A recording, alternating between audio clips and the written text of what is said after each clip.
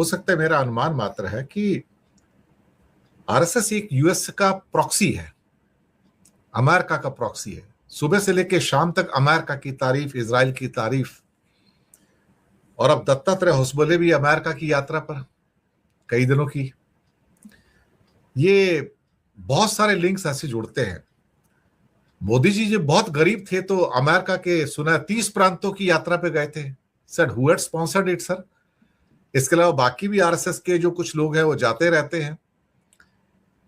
तो क्या मुझे कई बार समझ में नहीं आता कि भारत में डीप स्टेट तो काम कर रही है, तो मुझे मालूम है, लेकिन डीप स्टेट का हिस्सा क्या आरएसएस भी हो सकता है क्या? अदरवाइज इतना अमेरिका का प्रेम इनसे। मैंने कभी भी आरएसएस के किसी व्यक्ति से अमेरिका को कंडेम करते नहीं सुना सर। और इजराइल की तो बात ही छोड़ दीजिए, उसको, वो तो इनका फादरलैंड है। तो क्या आरएसएस को हम ये कहें कि ये अमेरिका का पेड प्रॉक्सी है क्या, या फिर एस्टेब्लिश प्रॉक्सी है? It behaves in that manner ना, it behaves in that manner sir. एक छोटा सा सवाल है, आप चूंकि नागपुर से हैं, आप आरएसएस की पृष्ठभूमि को भी जानते हैं। धीरेन्द्र जी, आपको पता होगा कि आरएसएस किसी जमाने में बिल्कुल ही इंटरनेशनल पॉलिटिक्स में एकदम बहुत ही जीरो था। कुछ इंटरनेशनल पॉलिटिक्स में उनको बिल्कुल दिलचस्पी नहीं थी। वो तो 1980 के करीब उन्होंने ये तय पाया कि भाई अंतर्राष्ट्रीय राजनीति में भी हमको, और हमारे बहुत सारे जो एनआरआईज हैं, हमारे बहुत सारे भारतीय लोग हैं, पर्टिकुलरली हिंदू लोग हैं, उनको तो मुसलमानों से कुछ लेना देना है ही नहीं। जो हिंदू भारत के विदेश में बसे हुए हैं, जो एनआरआईज है, उनको अपने तरफ कर लिया जाए। फिर हिंदू स्वयं सेवक संघ की स्थापना हुई और दुनिया भर में इनका काम चालू हुआ। अफ्रीका से लेके यूरोप से लेके अमेरिका तक कई देशों में आज इनका हिंदू स्वयं सेवक संघ काम करता है। और इनका आदर्श है इजराइल, मोसाद और जो अमेरिका में जू लॉबी है, जो पूरी तरह से अमेरिका के राजनीति को नियंत्रित करती है। इसीलिए तो इजराइल जो है, मैं ये हमेशा कहता हूं कि अमेरिका ये सुपर पावर है, दुनिया की नजर में सुपर पावर है, लेकिन वो इजराइल का पपेट है। वो असलियत में इजराइल का पपेट है।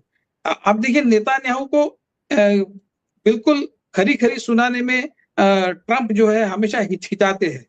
वो चाहते थे पिछले बार भी 2025 में युद्ध न हो, क्योंकि जो न्यूक्लियर डील के ऊपर जो वार्ता चल रही थी ईरान के साथ में, वो एक बहुत ही कंक्लूसिव स्टेट में चली गई थी और निर्णायक स्थिति में चली गई थी, और वो कोई उसमें निर्णय न हो पाए, वो सक्सेसफुल ना हो पाए, इसलिए इजराइल ने उस समय ईरान पर हमला कर दिया था।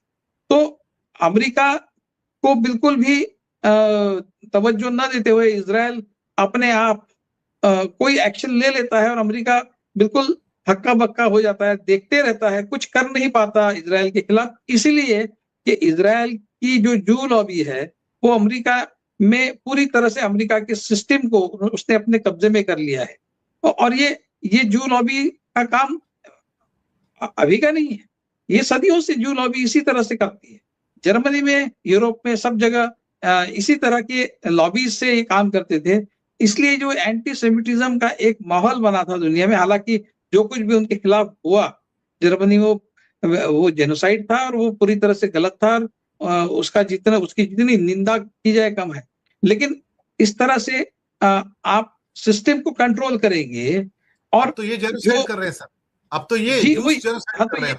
तो ये कहां से, ये क्या सबक सीखे हैं? जो इनके साथ में हुआ, ये किसी और के साथ कर रहे हैं। तो आपने इतिहास में जो सिंपैथी गेन की थी वो पूरी तरह से गंवा दी है। तो इनकी जो लॉबीज है वो अमेरिका में इस तरह से काम करती है कि अमेरिका की अंतरराष्ट्रीय राजनीति जो है, जो जहां पर इजराइल के हित में जाना जरूरी है, वहां पर जू लॉबी बराबर इजराइल के हित में उस राजनीति को ले जाती है। उसी तरह से ये पूरा 2026 में भी जो युद्ध शुरू हुआ वो तो इजराइल ने शुरू किया। कहीं से भी अमेरिका इसमें इन्वॉल्व नहीं होना चाहता था। आज भी अमेरिका युद्ध बंदी चाहता है, क्योंकि अमेरिका की इकोनॉमी उससे खराब हो रही है, उनको पता है। तो फिर भी जब तक नेतान्याहू मान नहीं जाते तब तक अमेरिका कुछ नहीं कर सकता। ये स्थिति है।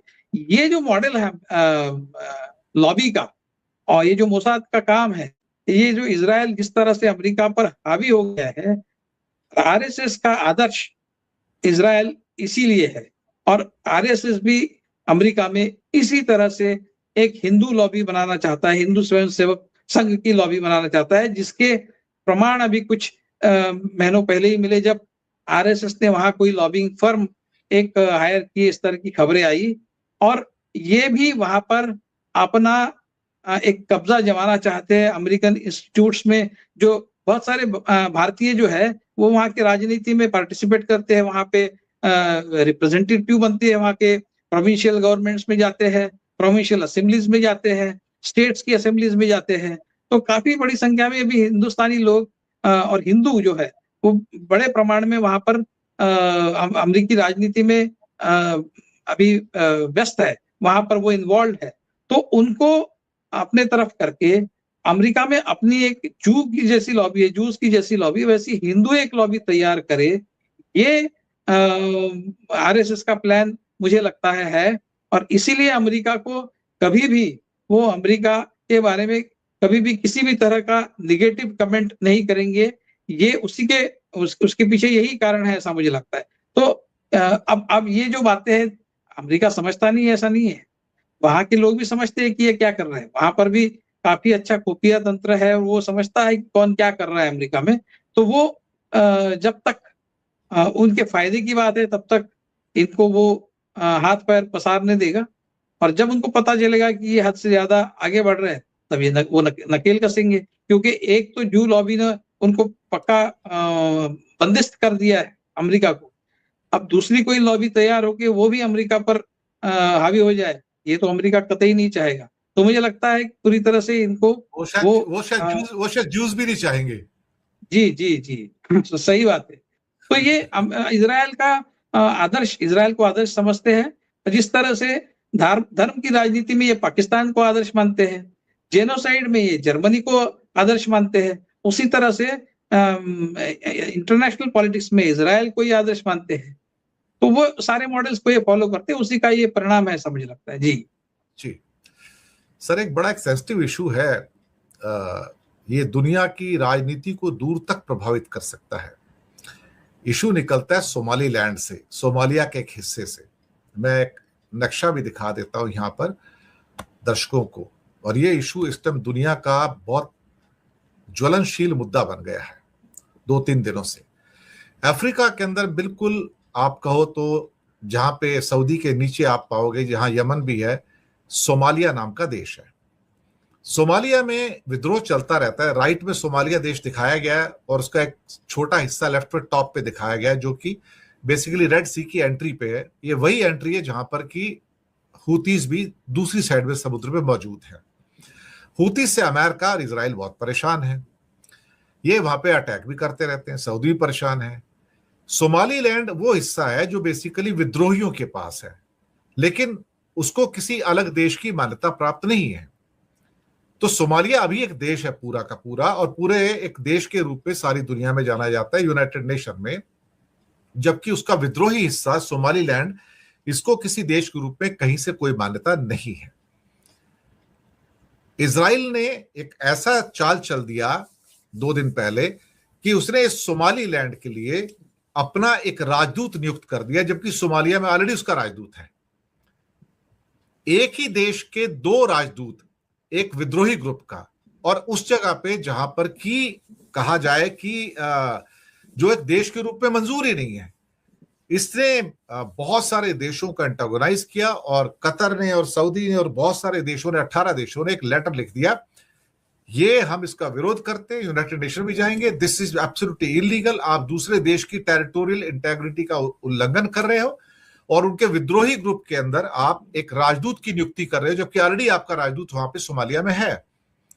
ये तो कुछ ऐसा ही हो गया, आप क्या कहते हैं विवेक जी, कि जैसे भारत में कश्मीर डिस्प्यूटेड चल रहा है, तो चाइना या अमेरिका कोई एक देश आए और कश्मीर के लिए अपना अलग राजदूत नियुक्त कर दे, तो क्या हमें गुस्सा नहीं आएगा?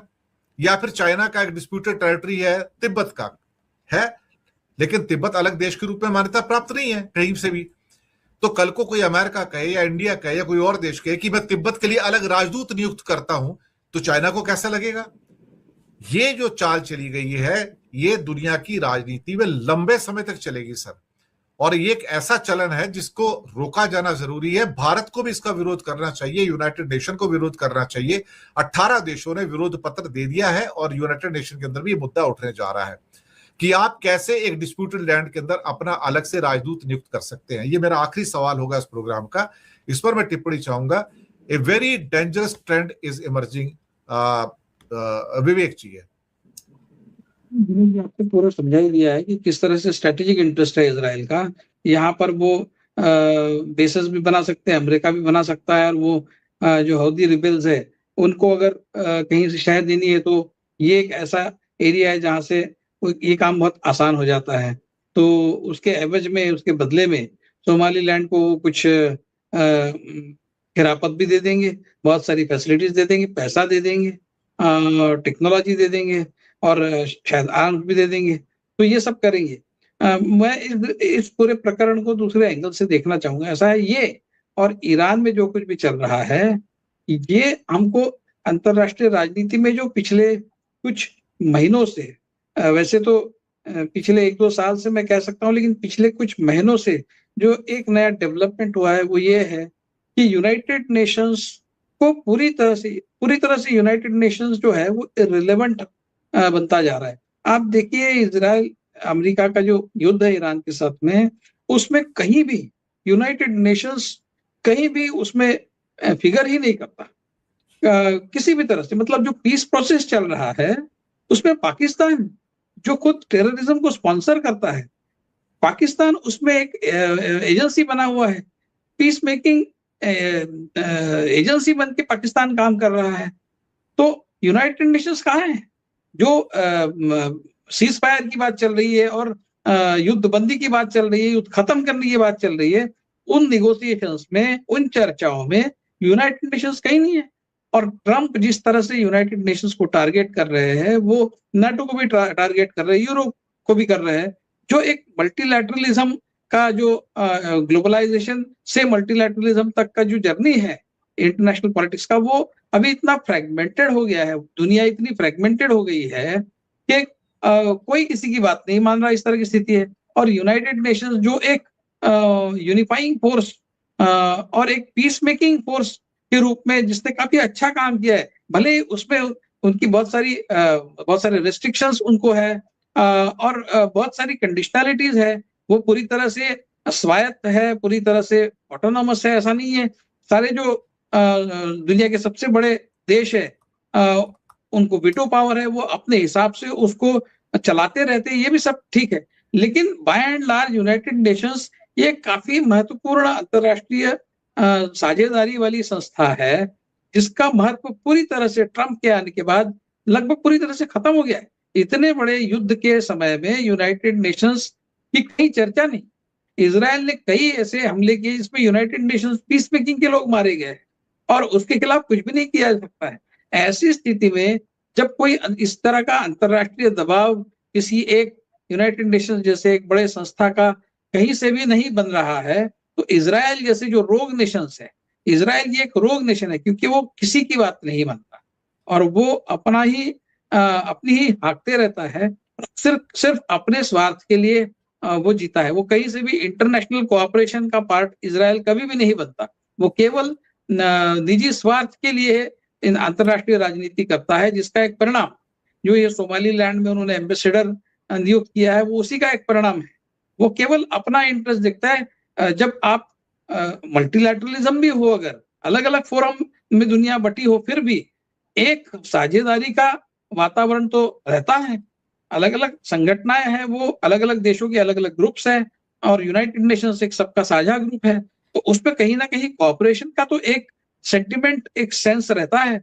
वो लगभग पिछले कुछ सालों में, जब से ट्रंप आए हैं और जब से ट्रंप और इजराइल का एक्सिस बना है, तब से यूनाइटेड नेशंस का जो इम्पोर्टेंस है वो पूरी तरह से ध्वस्त हो गया है।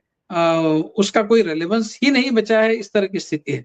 ऐसे में इजराइल ये काम करे, इसमें मुझे कोई आश्चर्य नहीं है। अगर अंतरराष्ट्रीय दबाव होता और इजराइल को उससे कुछ जरा भी लेना देना होता, तो इजराइल शायद ये नहीं करता। आज की स्थिति में क्यों किया है इजराइल ने ये 4 साल पहले क्यों नहीं किया?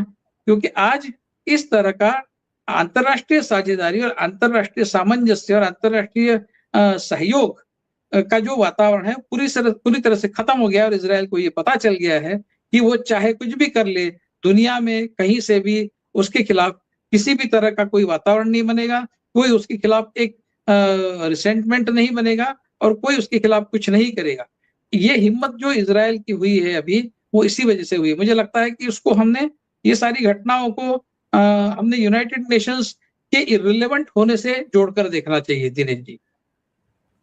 मुझे लगता है आपने बिल्कुल सही कहा, और बहुत महत्वपूर्ण घटना है और इस पर चर्चाएं भी होंगी, ऐसी बात नहीं है, बट इसने एक नई अंतर्राष्ट्रीय राजनीति को जन्म दिया है कि विद्रोहियों के घर में भी आप अपना एम्बेसडर नियुक्त कर सकते हैं। That is dangerous trend actually. तो इसी के साथ हम आगे लेते हैं दर्शक मित्रों। बहुत बहुत शुक्रिया आप सबका बातें, और विवेक जी आपका बहुत बहुत धन्यवाद, आप आए, बहुत बहुत शुक्रिया सर। धन्यवाद।